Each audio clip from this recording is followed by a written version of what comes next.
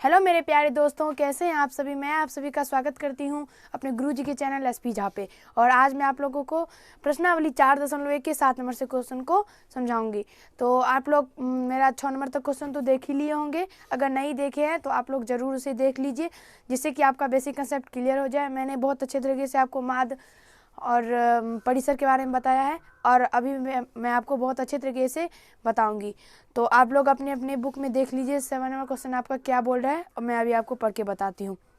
गणित की एक परीक्षा में बच्चों के एक समूह द्वारा 100 में से प्राप्त किए गए अंक, कुछ अंक दिया हुआ है और बोल रहा है कि ज्ञात कीजिए। ठीक है, अंक मेरा दिया हुआ है और बोल रहा है कि ज्ञात कीजिए, मतलब नीचे में मेरा प्रश्न है। आप लोग देख लीजिए, उसके नीचे में 1 2 3 ऐसे करके दिया हुआ है मेरा प्रश्न, तो उसे बोला है सॉल्व करने के लिए। तो देखिए हम उसे सॉल्व करते हैं। तो मेरा पहला क्वेश्चन बोला है बच्चों द्वारा प्राप्त सबसे कम और सबसे अधिक अंक क्या है, मतलब सबसे कम और सबसे अधिक अंक निकालने के लिए मेरा बोल रहा है। तो देखिए हम सबसे कम और सबसे अधिक अंक निकाल लेते हैं। तो मेरा 1 नंबर क्या बोल रहा है, देखिए बच्चों द्वारा प्राप्त सबसे कम, तो देखिए सबसे कम अंक, तो सबसे कम अंक मेरा क्या है, तो हम देख लेते हैं। जो मेरा सबसे कम अंक क्या है, तो 48। सबसे कम अंक मेरा क्या है, 48। तो देखिए हम यहाँ पे लिखते हैं 48। ठीक है, ये हो गया। और मेरा बोल रहा है कि सबसे अधिक, सबसे कम तथा सबसे अधिक, तो देखिए हम यहाँ पे निकाल लेते हैं तथा सबसे अधिक अंक। तो सबसे अधिक अंक, तो देखिए सबसे अधिक अंक मेरा कितना हो जाएगा, तो देख लेते हैं हम अभी। तो 92। तो देखिए सबसे अधिक अंक मेरा कितना हो जाएगा, 92। तो यहाँ से हम क्या लिखते हैं, 92। ठीक है, ये मेरा निकल के आ गया। अब मेरा दूसरा बोल रहा है कि अंकों का परिसर ज्ञात करने के लिए, अंकों का परिसर। तो देखिए हम अंकों का परिसर निकाल लेते हैं यहाँ से। अंकों का परिसर, तो देखिए परिसर बराबर, मैंने आपको पार्ट 1 में बहुत अच्छे तरीके से सूत्र समझाया है और लिखा दिया है। तो आप लोग पार्ट 1 जरूर देख लीजिए, जिससे कि आपको समझ में आ जाएगा। देखिए अंकों यानी परिसर बराबर मेरा सूत्र होता है अधिकतम संख्या अधिकतम मान माइनस न्यूनतम मान। तो देखिए अधिकतम मान मेरा कितना है, अधिकतम अंक वही हो गया, मान वही हो गया, अंक वही हो गया, सब कुछ वही हो गया। देखिए अधिकतम मान मेरा कितना है, 92 है, और माइनस न्यूनतम मान, तो न्यूनतम मेरा 48। तो 48 से माइनस हो जाएगा। तो जब माइनस होगा तो कितना हो जाएगा, तो देख लेते हैं हम लोग, घटा करके भी देख सकते हैं। यहाँ पे 44 हो जाएगा, ये माइनस हो के 44, यानी अंकों का परिसर मेरा 44 आ जाएगा। अब तीसरा क्वेश्चन मेरा बोल रहा है कि समूह द्वारा प्राप्त माध्य अंक क्या है। देखिए समूह द्वारा प्राप्त माध्य अंक निकालने के लिए बोला है, यानी माध्य निकालने के लिए बोला है। ये मेरा दूसरा क्वेश्चन है, और अब मेरा तीसरा क्वेश्चन सॉल्व होने वाला है। तो देखिए माध्य निकाल लेते हैं हम लोग। तो देखिए माध्य बराबर मेरा सूत्र होता है क्या, तो सभी प्रेक्षणों का योग बटा प्रेक्षणों की संख्या। पार्ट 1 में मैंने आप लोगों को ये सब सूत्र बता दिया है, आप लोग देख लीजिए। देखिए सभी प्रेक्षणों का योग बटा प्रेक्षणों की संख्या, तो सभी प्रेक्षण मेरा कितना दिया हुआ है, इस प्रकार से मेरा जो अंक जो दिया हुआ है वही हो गया प्रेक्षण, अंक हो गया मेरा प्रेक्षण। तो देखिए हम उसी को अभी जोड़ते हैं। तो हम देख लेते हैं बुक में, और आप लोग भी ध्यान से देख के अपने अपने कॉपी में नोट कीजिए। तो 49, 50, 85, सब के सामने सब अंक लिखने के बाद इस प्रकार से प्लस का चिन्ह देना, क्योंकि योग बोल रहा है इसमें। तो 85 के बाद क्या है मेरा, 90, 66, 48, 92, 84 और 75। देखिए इस प्रकार से मेरा दिया हुआ है, और नीचे में मेरा कितना हो जाएगा, जितना प्रेक्षण दिया रहता है उसकी संख्या हो जाती है। तो हम यहाँ पे गिन लेते हैं। तो 2 4 6 8 और 1 9 दिया हुआ है मेरा, कितना है, 9 है। और इसमें भी हम लोग गिनती कर लेते हैं कितना हुआ है, 2 4 6 और 8 1 9, इसमें भी 9 दिया हुआ है। आप लोग इस प्रकार से देख सकते हैं, मैंने इस प्रकार से प्लस सभी प्रेक्षणों का योग बटा प्रेक्षणों की संख्या मैंने कर लिया है। अब हम क्या करेंगे, तो इन सबको ऐड कर देंगे, ऊपर में जो है सबको जोड़ देते हैं। तो जोड़ने के बाद मेरा कितना आता है मान, तो 639 आता है। देख लीजिए आप लोग, 639/9 हो जाएगा इस प्रकार से। ठीक है, आप लोगों को भी आराम से जोड़ना है, आराम से करना है, गलती नहीं करना है। ठीक है, अब देखिए यहाँ से इसको हम कट करते हैं तो 9 63 और 9 को जब एक बार पढ़ेंगे तो 9 होगा, यानी 71 इसका माध्य, इसका आंसर आ जाएगा। ठीक है, आशा करती हूँ कि आपको 7 नंबर तक पूरा अच्छे तरीके से समझ में आ गया होगा। अगर आपको अच्छा लगा तो लाइक कर दीजिएगा, और कैसा लगा ये कमेंट कर दीजिएगा। अभी हम लोग 8 नंबर क्वेश्चन को सॉल्व करेंगे। आप लोग जल्दी से इसको नोट कर लीजिए, या फिर जो करना है कर लीजिए, और मैं अभी आपको 8 नंबर से क्वेश्चन को सॉल्व करवाती हूँ। तो आइए प्यारे दोस्तों, अब हम लोग 8 नंबर क्वेश्चन को सॉल्व कर लेते हैं। तो 8 नंबर मेरा क्वेश्चन बोल रहा है कि एक नगर में किसी विशेष सप्ताह के 7 दिनों में हुई वर्षा मिमी में है, मिमी में दिया हुआ है, निम्नलिखित रूप से अंकित की गई है। ठीक है, सारणी कुछ है, छोटा वाला सारणी है, आप लोग देख लीजिए।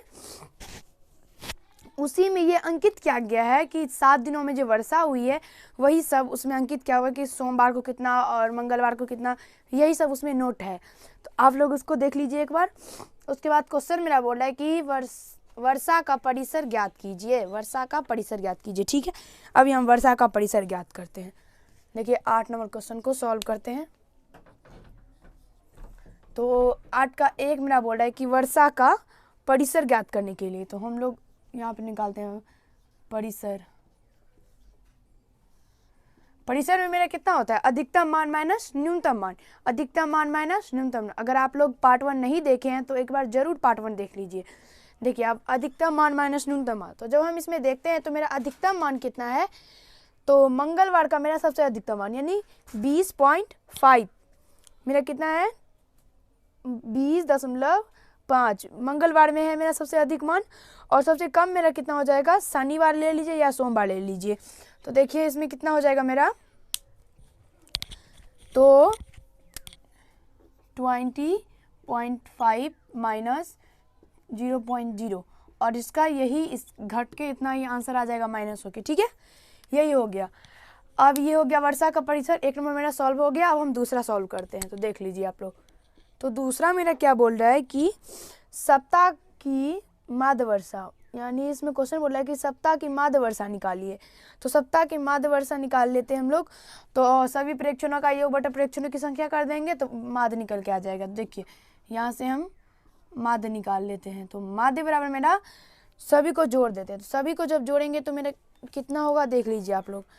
तो 12.2 plus 0.0 plus 20.5 plus 2.1 plus 5.5 plus 1.0 plus 0.0, इतना ही हो गया मेरा। ठीक है, अब हम इसे काउंटिंग कर लेते हैं कि कितना है मेरा। तो 2 और 2 4 और 6 और 1 7 हो गया।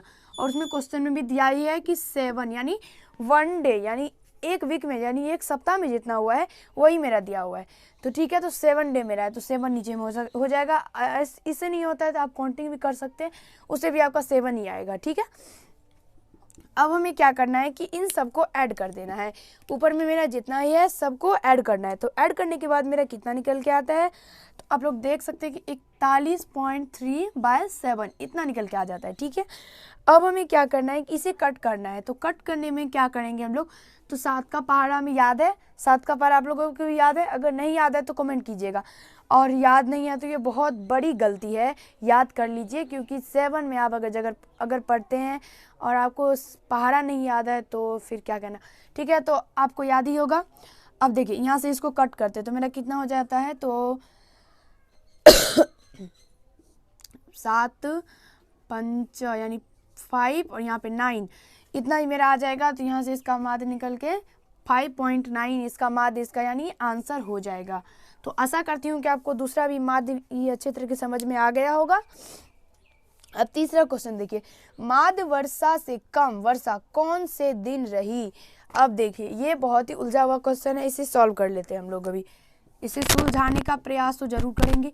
देखिए उलझा हुआ क्वेश्चन को सुलझाते हैं। यहाँ पे मेरा बोल रहा है कि माध्य जो मेरा निकला है, ये जो मेरा निकला है, तो ये जो मेरा वर्षा दिया हुआ है कि इतना वर्षा हुआ, इतना वर्षा हुआ, इतना वर्षा हुआ, इतना वर्षा हुआ, तो वो बोल रहा है कि इससे कौन कौन सा क्या है, तो कम है, कम ही बोल रहा है। हाँ कम बोल रहा है शायद, हाँ कम बोल रहा है। मतलब ये जो 5.9 से कौन कौन से दिन जो वर्षा हुआ है वो सब में से कितना कम है, तो हम लोग देख लेते हैं बुक में। तो हमें पता चलता है कि सोमवार को, बुधवार को, बृहस्पतिवार को और शुक्रवार को और शनिवार को। ठीक है, तो हम यहाँ पे इसका आंसर लिख देते हैं सोमवार को।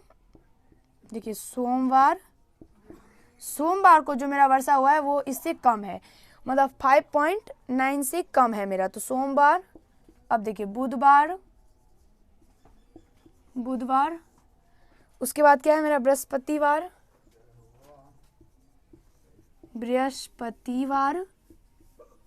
फिर शुक्रवार है, शुक्रवार और शनिवार। तो देखिए यहाँ पे शुक्रवार और